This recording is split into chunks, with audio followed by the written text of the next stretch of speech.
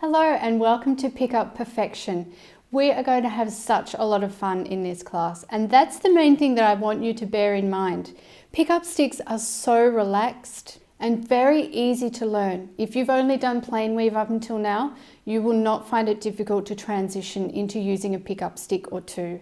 And the great part is that you can create some really complex and beautiful patterns and texture all on a plain weave threading, which makes it such a natural step or progression for the newer weaver. But I also provide some challenges for the more seasoned weaver as well. What we're going to cover in this class, we'll start out with what pickup sticks are, then we'll go into a sampler where we explore weft floats, warp floats, then we combine the two, we look at introducing a supplementary weft, and I'll show you how to set up a heddle rod to make your pickup weaving even easier.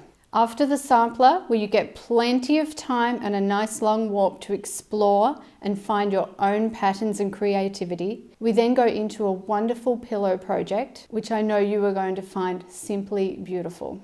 Thank you for joining me on this journey. Now let's have some fun.